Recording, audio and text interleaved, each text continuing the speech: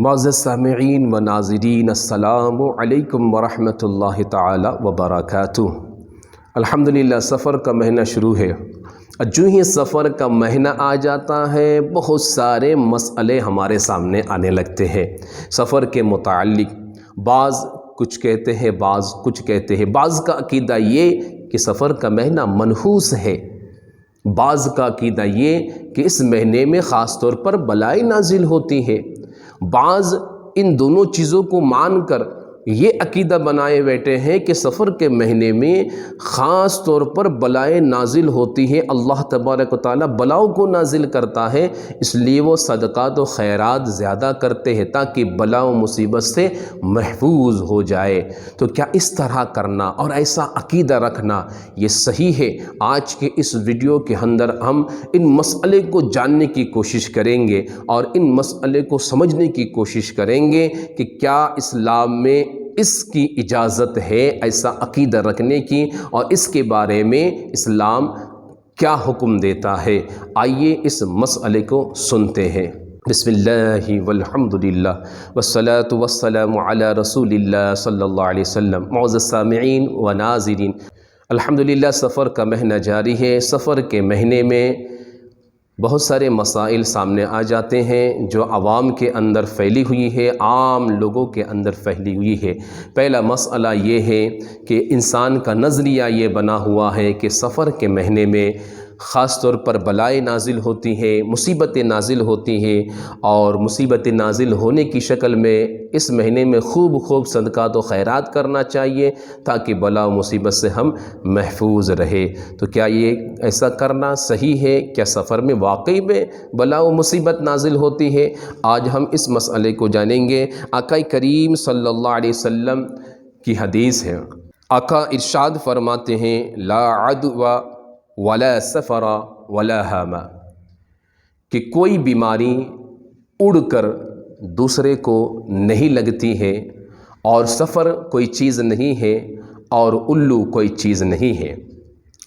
ایک عقیدہ جو بنا ہوا ہے یہ ہمارے معاشرے کے اندر کہ سفر کے مہینے میں جو ہے بلا و مصیبت نازل ہوتی ہے، تو یہ نظریہ اور یہ عقیدہ زمانۂ جاہلیت میں کفار و مشرکین کا تھا۔ ان کا یہ عقیدہ بنا ہوا تھا کہ سفر کے مہینے میں اگر کوئی سفر کرتا ہے، گھر سے باہر نکلتا ہے، تو وہ بلا و مصیبت کا شکار ہو جائے گا، آفات و بلیات کا شکار ہو جائے گا۔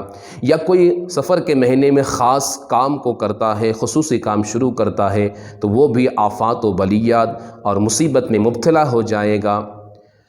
یہ ساری جو ذہنیت ہے اور یہ سارے جو عقیدے ہیں یہ زمانہ جاہلیت میں کفار و مشرکین کا عقیدہ تھا۔ آقا کریم صلی اللہ علیہ وسلم نے اس عقیدے کا رد فرمایا کہ ایسا کچھ نہیں ہے۔ آقا فرماتے ہیں لا سفرا، کہ سفر یہ کوئی چیز نہیں، یعنی سفر یہ منحوس نہیں ہے، بلکہ اللہ کے دیگر مہینوں کی طرح ایک مہینہ ہے، اس میں کوئی خصوصاً کوئی بلا و مصیبت نازل نہیں ہوتی ہے۔ اللہ تبارک و تعالیٰ کے دیگر حکم پر عمل کرنا دیگر مہینوں میں جیسا ہے ویسا ہی اس مہینے میں ہے۔ تو لہٰذا اس مہینے کو منحوس سمجھ کر اگر کوئی انسان قرآن کی تلاوت زیادہ کرے یا منحوس سمجھ کر خیرات و صدقات کرے تو یہ بالکل غلط عقیدہ ہے اور یہ بالکل بھی درست نہیں ہے۔ ہاں، آپ دیگر مہینوں میں جس طرح صدقہ کرتے ہیں ویسے صدقہ اس مہینے میں کیجیے، آپ کو ثواب ملے گا، کیونکہ آقا کریم صلی اللہ علیہ وسلم کی حدیث موجود ہے کہ صدقہ کو بلا پھلانگتی نہیں ہے، یعنی صدقے سے بلائیں رک جاتی ہے، مصیبت رک جاتی ہے۔ تو لہٰذا آپ دیگر مہینوں میں جس طرح عقیدہ رکھ کر صدقہ و خیرات کرتے ہیں اسی طریقے سے عقیدہ رکھ کر اپنے ذہن و فکر کو ویسے ہی رکھ کر آپ اس مہینے میں صدقہ و خیرات کیجئے، کوئی اس میں حرج نہیں ہے۔ دیگر مہینے میں جس طرح آپ قرآن کی تلاوت کرتے ہیں اسی طریقے سے اس مہینے میں بھی قرآن کی تلاوت کیجئے۔ دیگر مہینے میں سورہ یاسین پڑھتے ہیں، اس مہینے میں بھی اسی طرح سورہ یاسین پڑھیے، لیکن یہ سمجھ کے پڑھنا کہ اس مہینے کے اندر سفر کے اندر خاص طور پر بلا و مصیبت کا نزول ہوتا ہے، یہ منحوس ہے معاذ اللہ، تو پھر یہ عقیدہ آپ کا غلط ہو جائے گا اور یہ سوچ آپ کی غلط ہے، کیونکہ آقا کریم صلی اللہ علیہ وسلم نے زمانہ جاہلیت میں جو یہ عقیدہ بنا ہوا تھا اس کی رد فرمائی کہ لا سفرا، سفر کوئی چیز نہیں ہے، کوئی منحوسیت اس میں نازل نہیں ہوتی ہے۔ پھر ایک اور مسئلہ ہے کہ ہمارا یہ ذہن بنا ہوا ہے، آج کے دور میں بھی بہت سارے لوگوں کا بنا ہوا ہے، اس دور میں بھی بنا ہوا تھا۔ وہ کیا ذہنیت تھی کہ بیماری ایک کے بدن سے ایک کے پاس سے دوسرے کے پاس اڑ کر لگ جاتی ہے۔ آقا کریم نے اس کا بھی رد فرمایا کہ کوئی بیماری کسی انسان کے جسم سے دوسرے انسان کی طرف اڑ کر نہیں جاتی ہے، بلکہ اس بیماری کے لیے اسباب پیدا ہو جاتے ہیں، ذریعے پیدا ہو جاتے ہیں، جراثیم پیدا ہوتے ہیں، جو دوسرے تک اسباب جب پہنچ جاتے ہیں تو بیماری اسے لگ جاتی ہے یا اسے وہ بیماری جو ہے پہنچ جاتی ہے۔ تو لہٰذا یہ بھی ذہن رکھنا اور عقیدہ رکھنا کہ ایک کی بیماری دوسرے کی طرف اڑ کر چلی جاتی ہیں، یہ بھی غلط ہے، اس کے بارے میں بھی آقا نے منع فرمایا ہے۔ اور پھر اور ایک مسئلہ ہے جو بہت ہی اہم ہے اور ہمارے معاشرے کے اندر بھی آج بھی پائی جاتی ہے، اور وہ کیا ہے؟